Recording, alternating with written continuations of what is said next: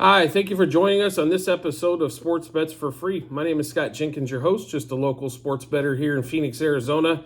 And hopefully today with our picks and your picks, it's going to be another profitable day for you. December 8th, NBA basketball as college wasn't too enticing today. We do have quite a few games we're looking at for tomorrow for college basketball, so we will get those out to you tomorrow. On that particular one, but just a lot of NBA action for tonight, and that's fine with us. The only game we might consider looking at is like Gonzaga maybe later on tonight, so do make sure you check out the Google Sheets at the end of this episode, and that'll be a ledger, basically a list of all of our bets, you know, how many units we placed on them, what juice we got them at, and what book we placed them at. But we will get into the NBA slate and get started. First game up, Hawks at the Sixers, 9.5 point favorite for the Sixers at home, 234.5 total. Not necessarily side or game or total on this one, but we do like a few player props in this particular matchup. We're going to take Trae Young over 2.5 threes as we normally do. As this ticket cashes, you could say 65-70% of the time when it's at 2.5. Although the juice is getting heavy at minus 160. Tyrese Maxey over 36.5 par, points, assists, rebounds combined. And Joel Embiid over 1.5 blocks. So, I mean, the 76ers have been so dominant at home. The Hawks tend to score a lot of points, but defense is definitely not their forte. Ever since they made that DeJounte Murray, Trae Young, when they made the deal for Murray, I think Murray is a fantastic player. The problem was I think they needed more length inside or more beef rather than another point guard to go with Young. But Young off the ball is not necessarily that bad. The problem is he's so bad defensively. So that's... Well, I think one of the reasons for the Hawks' struggles, and the 76ers, ever since getting rid of Harden, the pace of play has been sped way up, which is beneficial for the team, even though they have a big guy like Embiid to throw the ball to. But now they have a lot more fast break opportunities, and Tobias Harris has had a much better season, and Maxey's blown up. So I think just that their rotation fits better for them there as well. So now don't feel like such an old team as they are more, except for... Embiid's not that old either, but, he can still get up and down for a big guy as big as he is as well. But back to the plays in that game. Trae Young over 2.5 3-pointers made. Tyrese Maxey over 36.5 par, points, assists, rebounds combined. And Joel Embiid over 1.5 blocks. And I'm sorry if the video just shook as my lovely dog just ran into it on purpose, I think, because she wasn't getting the attention she wanted. But anyway, we'll get back into the next game here. Pistons at the Magic. Magic an 11-point favorite, 229 total. Here's my thoughts on this game. I think the Magic are going to win. I don't think they're going to cover, and they haven't covered these big numbers when they've been big favorites. I understand the Pistons haven't won a game since October, but really, Anyway, we don't like side or total in this particular matchup. Just one player prop we're going after, and that's Franz Wagner over 22.5 points. For the Magic, once again, Franz Wagner over 22.5 points in that Magic Pistons game. Raptors Hornets, without Lonzo Ball, not real a lot of interest on any of the Hornets stuff. And Raptors, it's like watching a worse version of the Knicks. So we're going to stay away from that. Going next, Knicks Celtics. Celtics 7.5 point home favorite, 220.5 total. The shine's kind of worn off a little bit for me on the Celtics. Nothing seems to be. They're winning. They're not dominating. Porzingis once again is thrown. He's not a winner. The move I thought for Holiday was fantastic. Right? Like that one to me made a ton of sense. You needed a point guard. Marcus Smart was not a good point guard. And Tatum and Brown running the point. I think they're better off not running the point. So I love the Drew Holiday move. I'm not going to understand this Porzingis move probably all season long. As he's definitely not. He didn't fit with Luka. How hard is it to play with Luka? Luka could score 30 and send out 15 dimes a night. You know what I mean? Like, play some defense and fucking shoot the ball. But it seems that he can't stay healthy. That's the first and biggest one. And then there's just the rotation with him being in it just kind of screws everything up for me. But anyway, there's only one prop we like tonight in that game, and that's going to be Jalen Brunson over 24.5 points.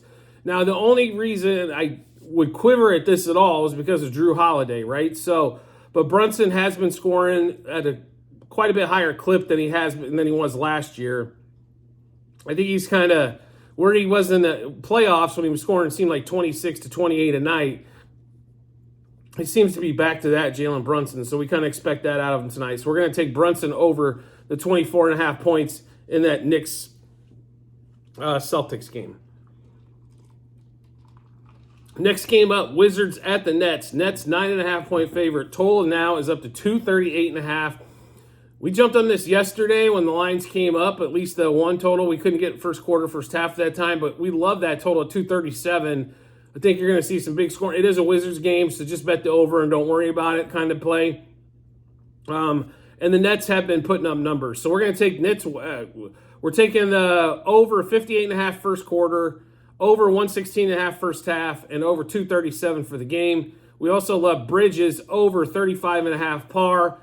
And I will bet Bridges till the cows come home because this dude, if he stays aggressive on the offensive end, he's an all-star. And I don't think it's much of a question. He's just got to continue to stay aggressive offensively where he's putting up 26 to 30 points a night. He'll get his assists. He'll get his rebounds. He'll get his steals. The problem is he kind of defers a lot when he should be aggressive offensively. It's like watching Halliburton a little bit. I don't know if you guys watched the game last night. Terrific win by the Pacers. But Halliburton deferred a lot when he had open shots. You got to take those shots. Like, instead of having 15 assists, maybe you got 12, but I guarantee you made your team scores 6 to 8 more points at a minimum. So, because those guys were missing some shots. So, I love Halliburton. I love Bridges. I think, definitely future stars of this league. Halliburton might be moving into that now. Bridges just defers a lot. He did the same thing when he was here in Phoenix. And I understand if you got Booker and you got, Chris Paul at that time, stuff like that, some stars around you. But you are a star, Mikhail. Don't defer quite as often. Stay aggressive on the offensive side, and you've got all-star written all over you. So one more time. Oh, and then also Kuzma over 22.5 points. He will get some points. His length is a problem for the Nets. At that position, so playing the 3-4, that is a problem for them.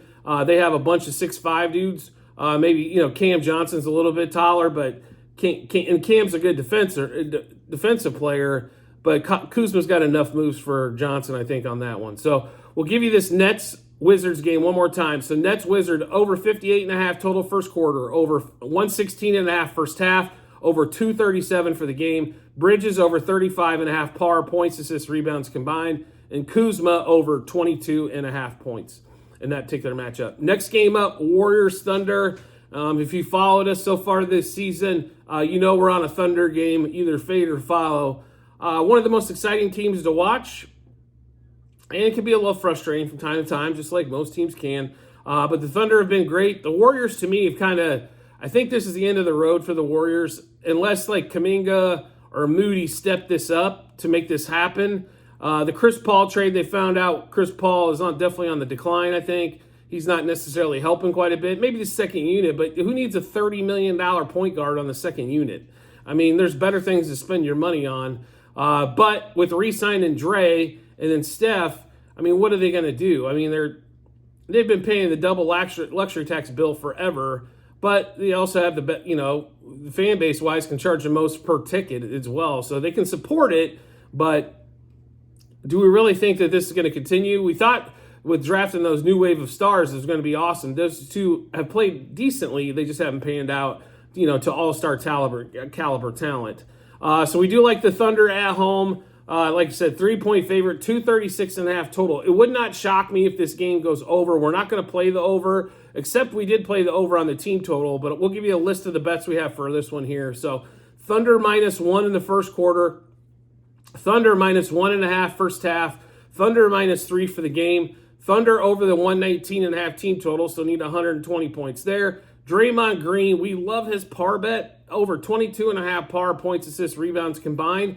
The 22 number's not as good as we were getting at 18.5, 19.5 start of the season, but 22.5, he's still viable for 25 plus in this category. So the 22.5 is maybe a little bit more fair on both sides, put it to you that way. Chet Holmgren over 1.5 blocks. Now, It is extremely juiced in this one, folks. He just comes off a 6-block night.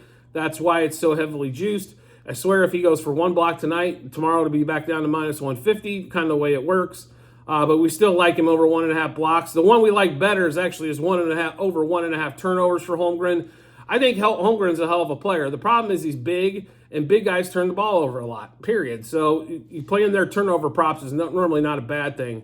And SGA over 30.5 points. Now, I saw him in a couple different spots at 31.5, so if you want the 30.5, you better hop on this in a hurry. So that Thunder Warriors game, Thunder -1 first quarter, Thunder -1.5 first half, Thunder -3 for the game, Thunder over 119.5 team total. Draymond Green over 22.5 par, points, assists, rebounds combined. Chet Holmgren over 1.5 blocks, Chet Holmgren over 1.5 turnovers, and SGA over 30.5 points are all our plays on that Warrior Thunder game. Next game up, T-Wolves at the Grizzlies. If you've been following our show, you definitely know that we love the T-Wolves this season. They've paid off handsomely as well against the spread and straight up. They are a 6-point road favorite, 213.5 total, which is definitely a lower side total. That defense is legit for the T-Wolves, and the Grizzlies can't score as much, so it kind of works out that way. But the T-Wolves, Anthony Edwards looks like he's back. They are legit, so I don't know if they're going to win the West legit. I don't think they're going to win 55 games, but I could definitely see them win 48 to 52 in that range on there. So we do have the T-Wolves -1.5 first quarter, -3 first half, -5.5 for the game. Anthony Edwards over 24.5 points. Anthony Edwards over 2.5 threes made, and Anthony Edwards over 35.5 par, points, assists, rebounds combined. And also Rudy Gobert over 2.5 blocks. The Grizzlies, hot garbage. T-Wolves, one of the best teams in the West. What could go wrong, right? Except Grizzlies went outright. No, we definitely think this is a good opportunity here for the T-Wolves. It's not a back-to-back. It's not a 4 and 6 nights or anything like that.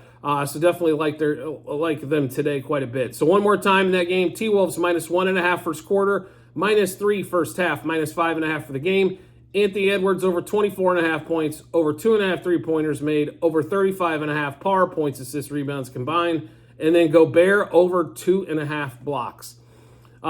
So next game up is going to be Cavs Heat. We do not have a particular play on that one. Heat at home, 1-point home dog, 222.5 total. Don't have a play there. Next game up, Bulls Spurs in San Antonio. Spurs 2.5-point home dog, and it's hard to believe the Bulls are ever favored. Total of 224.5 on a team that can't shoot, the team that plays no defense. So it should be interesting. Just player props in this one for us. Wemby over 2.5 blocks. This is plus money. I know that they finally woke up over the 1.5 block deal. This guy, to me, should average 3.5, 4 blocks. So on most nights, we got to take this, especially at plus 140. So, which it was on DraftKings. Wemby over 2.5 turnovers. The turnovers are finally back down. It's heavily juiced, but we're going to ride along there. And then Wembanyama over 1.5 threes as he struggled from 3 lately, but it's down to -111 on FanDuel. It's hard to pass that up for a guy that's going to take 6 to 10 threes a night, that he's going to sink 2 of them. So one more time, that San Antonio-Chicago game, we've got Wembanyama over 2.5 blocks, Wembanyama over 2.5 turnovers, and Wembanyama over 1.5 threes. Next game up is going to be Kings. How about the Kings at the Suns? Suns 2-point home dog, 235. Looks like Durant's going to be out. Beal's going to be out. So it's Booker and the boys tonight as the big three take their turns on who's going to play and everybody else sits, which has turned into complete horseshit. Could have told you this. In fact, we did tell you this multiple times before. It's why we took under on their wins total.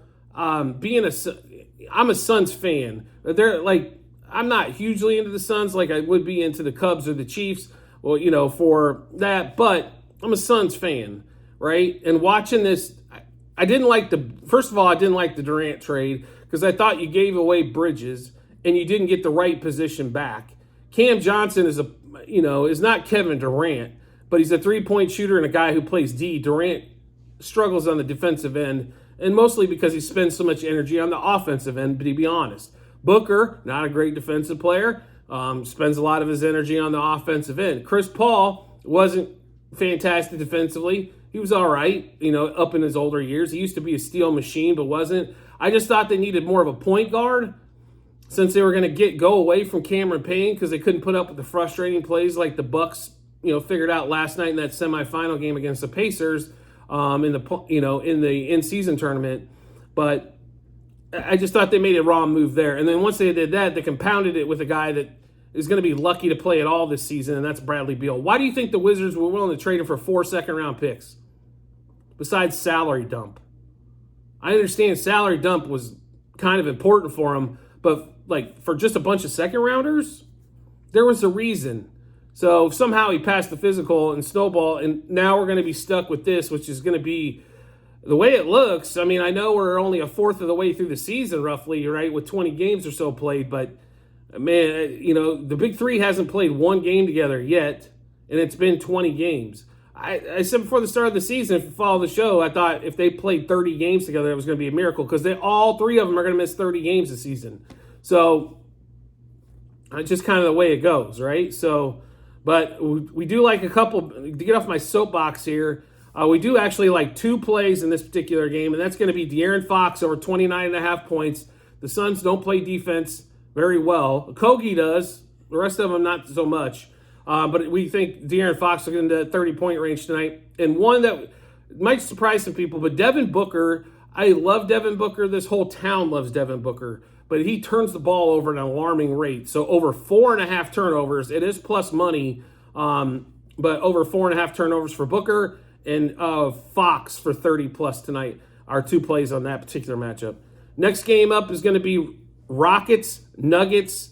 This line has jumped from yesterday. It was opened at 7.5 where we jumped on it yesterday. There's nothing wrong, I think, for you guys, to kind of look at these lines when they open. If you really like something, get it in because I promise you by the time, a couple sharp bettors make some money on that, that number's going away. So Nuggets minus 7.5, but we also took a -3 first quarter, -5 first half. And Jokic rebounds are over 12.5 rebounds. So one more time in that game, Nuggets -3 first quarter, -5 first half, -7.5 for the game, and Jokic over 12.5 rebounds. Now, Jokic is averaging this. I think the reason why it stays at 12.5 is it kind of feels like maybe a blowout spot, which the Rockets are fantastic at home, terrible on the road, and then to top it off, the Nuggets are probably one of the best home teams. And just going in their place, mile high, all that kind of stuff, when you're running all the time in a basketball game does make a difference. A little bit different than maybe a football game, as there's more stationary time rather than constantly running back and up and down the floor like in basketball. But that's the reason why I think Jokic's numbers at 12.5. The Rockets have just been shit poor on the road, to say the least. And the Nuggets, like I said, have been fantastic at home. They've been about 500 on the road. So, if you win all your home games and you go 500 on the road, you're going to end up winning 75% of your games, which, is going to put you damn near 60 wins, which is kind of the magical formula on there. So, you'd like to be a little bit above 500 on the road maybe, but, being in this situation, they should be fine there. But one more time, Nuggets -3 first quarter, -5 first half, -7.5 for the game, and Jokic over 12.5 rebounds. I'd love to bet his par bet. Par is one of our favorite bets for guys that do a little bit of everything extremely well. But when it continues in the 50s, there's not any value yet. So an over is going to be okay. He hit it by 1 or 2, not he could hit it by 15. Like Halliburton has been in the 30s and 40s and can put up 60. It's different when you're in the 50s and got to put up 60. That's just barely a cover, right? So therefore, we're going to stay away from the par tonight. Mavericks, Blazers 8-point home dog, 231.5 total. I can't figure the Mavs out. I'm tired of betting, to be really honest, betting on them in particular. But we do like 2 things here for Luka. Luka over 31.5 points.